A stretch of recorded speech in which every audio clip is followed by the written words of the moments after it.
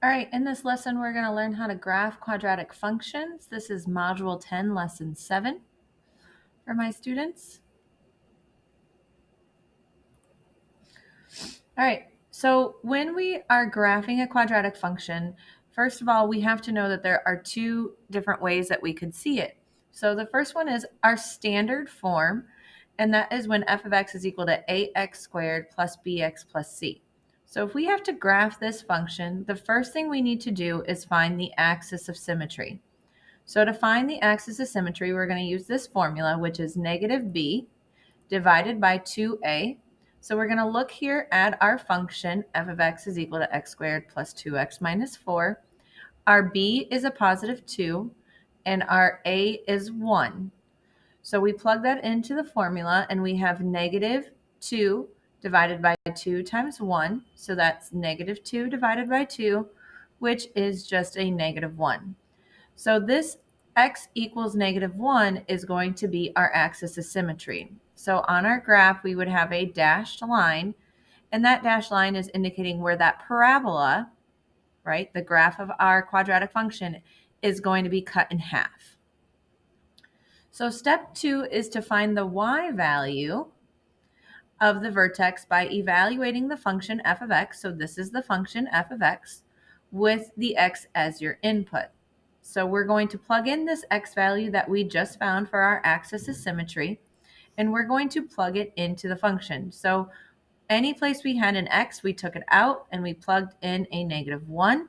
This is called evaluating a function, and we learned this at the beginning of the year, actually in Module 2.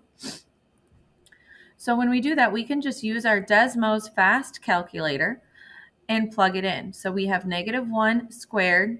And please note that if you do not put this parentheses in the Desmos calculator with the negative 1 in the middle, you will get the wrong answer, because if you do negative 1 squared without the parentheses, it's going to apply the negative after the product, after the term is squared. So always use a parentheses when you're plugging in a number. So our y value here anyways is negative 5. Okay, because f of negative 1 equals negative 5. So we're going to plot the point, negative 1, negative 5. So over here at the graph, x value negative 1, y value negative 5, and that's our point. So that will be the vertex of our parabola. Step number 3 is to find the y-intercept by substituting 0 in for x. So after negative 1 comes 0. So I'm going to place it here in the table, and I'm going to plug in 0 for my x value to determine what my y-intercept is. Well, 0 squared plus 2 times 0 minus 4 in the calculator looks like this, and that's just equal to the negative 4, which makes sense because when we talked about standard form previously, I told you that this c term right here, this c term, the number that's by itself, is the y-intercept. That's because when I plug in 0 for x, the only thing that's left is the constant. So step number 4, we're going to fill in the x values of the table using the vertex as the center and evaluate the function to find the additional points of the graph. So here are our x values, and we have to fill in the table on our own. So we're just going to count 2 backwards from negative 1, so negative 2 and negative 3. And we already counted 1 up from negative 1, so we're going to go 1 more and go to 1.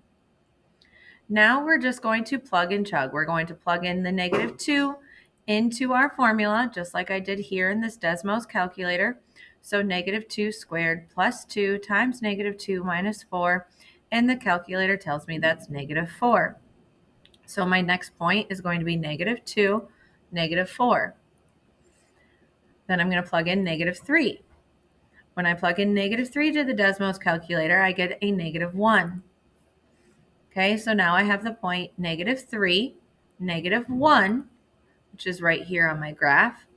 And finally, I'm going to evaluate the function for 1. When x is equal to 1, and I plug that into the calculator, my y value is negative 1. Now that I have 5 points of my parabola, I'm going to connect the dots, and I have graphed my quadratic function. So really all we're doing is first finding our axis of symmetry and then using that axis of symmetry to plot and identify other points to plug into our function and graph. All right, so you'll have 2 practice problems on that. And now we're going to learn about vertex form of a quadratic function. So with vertex form, that's when we already have the parentheses. And so if you remember solving by square roots, when we were solving by square roots, we were already in vertex form. So A is the number in front of the parentheses. Inside the parentheses is x minus h squared, and then we have plus k. So the great thing about our vertex form is that our axis of symmetry is negative h. So it's the opposite of h. So if it's negative in here, our axis of symmetry is actually going to be the opposite of what our h is. Okay? And the vertex is going to be, this is our x value, the h, and our y value is the k, the number that's outside the parentheses. So step 1 is going to be to identify the axis of symmetry. And remember, earlier in the year when we talked about vertex form, or when we talked about absolute value functions and transformations, we talked about the fact that x's lie. So those variables are not very honest. So when we have x minus 1 or x plus 1 in our parentheses, what that really means is that our axis of symmetry is at negative 1. So we're going to put our line, our axis of symmetry, right here at negative 1. Now our vertex is negative hk, so our vertex will be negative 1, like we already found, and then our k is negative 2. So we can go to negative 1, negative 2, and that's the vertex of our function. Now we're going to fill in the x values of the table using the vertex as the center, just like we did before, and evaluating the function to find the additional points on the graph. So we're going to put negative 1 here in the middle of our table.